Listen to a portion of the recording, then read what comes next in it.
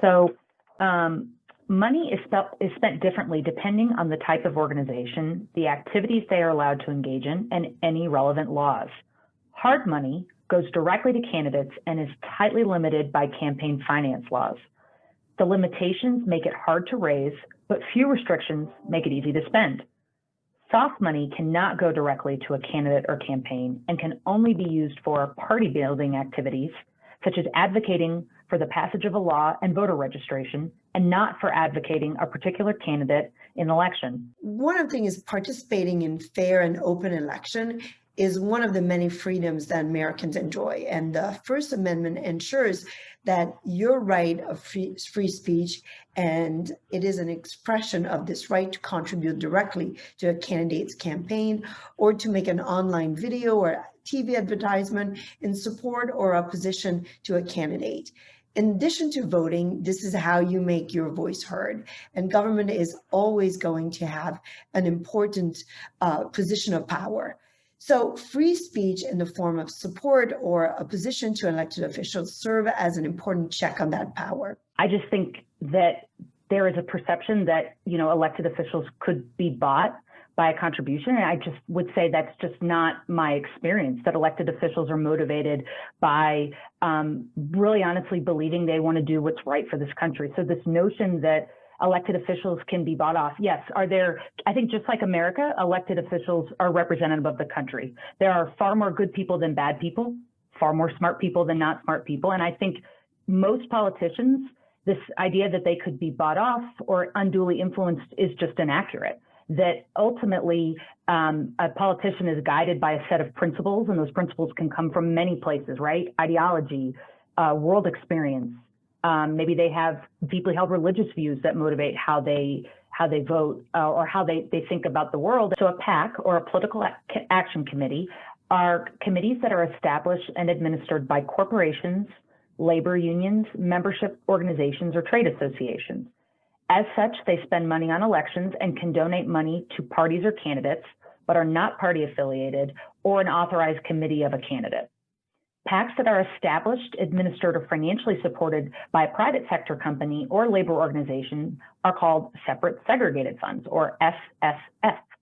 They are funded by the organization with which they are associated and can only receive contributions from individuals connected to these groups, such as those who work for or own shares in the corporation. I haven't directly, but have certainly worked for organizations that cared about the activity of super PACs. So when I worked for the congressional committee, certainly, we were very aware of the activity that a super PAC supporting Republican House candidates might take, because if they're spending money to advocate on behalf of a candidate, that might affect the outcome of the race. So we certainly paid attention to it. Certainly in my role now, we are solicited to ask for support of super PACs. And certainly it's something that's in the news a lot, that voters want to hear about, that campaigns talk about. So, and I know we'll get to it later in the brief, but it's pretty recent that super PACs have been able to have this activity. It was a Supreme Court decision in 2010 that kind of laid the groundwork for us to find ourselves where we are now. So the Federal Election Commission, or the FEC, oversees federal election. It's an independent regulatory agency that administers and enforces federal campaign finance law. And that means it has jurisdiction over the U.S. House, the Senate, the presidential and vice presidential campaign finance.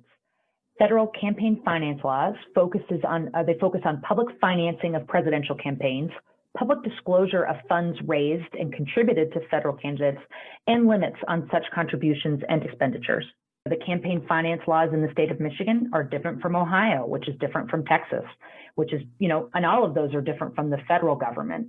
And I would say even within a state, your local, if you want to support your city council member, the laws around how much you can give that individual and when you can give that money might be different from what you can give a state elected official.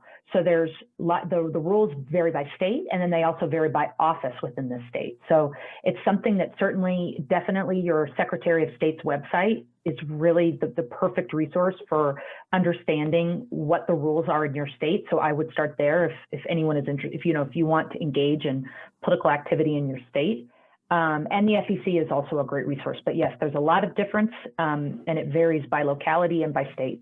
And, one in conclusion, campaign finance, we think happens only in election year, but it's actually every year. There always seems to be an election, but there's also a lot of advocacy effort that occurs throughout the year. So it's not something that ends on election day. It's something that continues that you need to really be aware of, right?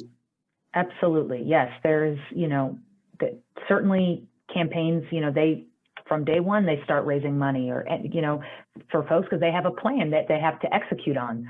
And certainly that's a way for you guys, for everyone to engage early on with a candidate. Giving early is certainly a great way to provide support and endorse the candidate who you want to support. So getting in early on that conversation is certainly a valuable thing to do.